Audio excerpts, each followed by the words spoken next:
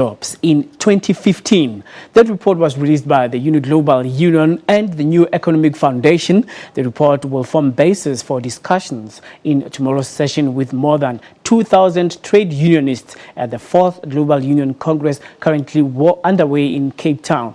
The Uni World Congress is the largest global gathering of trade unions ever to take place in Africa, and it kicked off yesterday. Now, joining us on the line to highlight on the significance of the Congress is Philip Jennings, who is Secretary General to the Uni Global Union. Good afternoon. Thank you very much for joining us, Philip. Yeah, good afternoon. All right. As we have seen in the report that the world will need about 1.8 million new jobs by 2050. General Secretary. From which premise do you base these figures? And of course, what litmus test did you make or use to measure the need of these kind of jobs that are needed? Yeah, first of all, the purpose of the report is to look at the future of work, and this is one dimension of the report. We think that the global attention and public policy attention is focused too much on the short term and the consequences of the financial crisis. And as your news reports report every hour on the hour, there's this obsession with stock market gyrations, commodity prices, currency exchange rates. And all of this, I think, takes our attention and focus away from the much bigger picture out there. We will have a number of major trends impacting our global labor market, which are demographic, which are technological, and which are climate change orientated. What we have tried to do is just to create some scenarios so that we can capture people's attention about what this means. And we've looked forward, a long way, 35 years, and we think that the world is underestimating the level of the jobs gap which we face. And we say 1.8 billion, actually, and the greatest challenge we face is in Africa.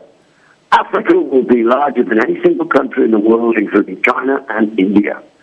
This will be the youngest continent on the planet. Yeah, but Philip, let me come in there. 600 million jobs here. Okay, Philip, so what I'm trying to do is shake people up, wake people up, that we have a jobs dilemma around the corner. Okay, Philip, let me come in there. I mean, it's much easier said than done. Creating 1.8 million jobs by 2050 would be difficult, given that most people would get jobs from government initiatives, and the private sector is finding it very hard to create jobs. So where will they be coming from? Number one, the G20, which met a couple of weeks ago in Brisbane, Australia, put jobs as a top priority. So we're beginning to say a new argument. We are going to see in the world a growing emphasis on knowledge workers in the services sector. In countries where we have an aging community, we are going to see an explosion in those care workers. We are going to see in Africa a much more diversified economy, a much more diversification in terms of manufacturing. We are going to see an explosion in the services economy. What we are saying is that we want that translated into jobs. And therefore, this requires a role for government, which is many in the private sector don't see a role for government here, and also a role for the private sector to work with the union movement in this whole job creation process.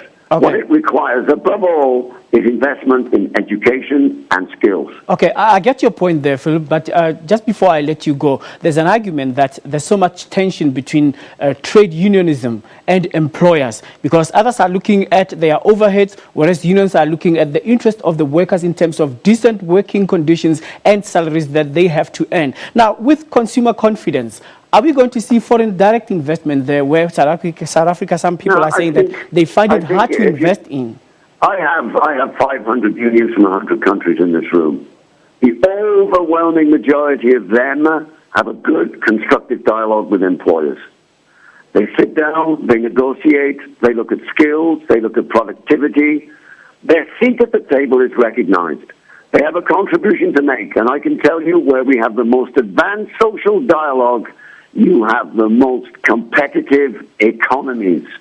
A social dialogue, respect for unions, is an essential ingredient of a competitive economy.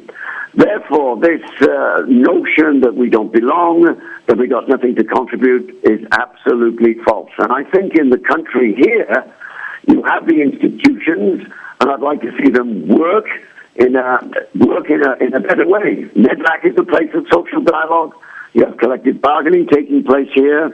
Don't think because you have a dispute in one sector that labor relations are in crisis everywhere.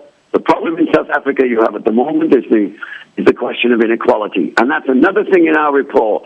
If current policies continue in the world, we will not see an improvement by 2015 in equality. We'll see a deterioration, and then every market for business is impacted. The voters are impacted, and all those consumers out there will be impacted as well. All right, Philip, thank you very much. I guess this discussion can go on and on and on, but I believe that we need to find another time to take this discussion further. We're talking there live from Cape Town to Philip Jennings, who is the General Secretary of Uni Global Union, I beg your pardon. And we now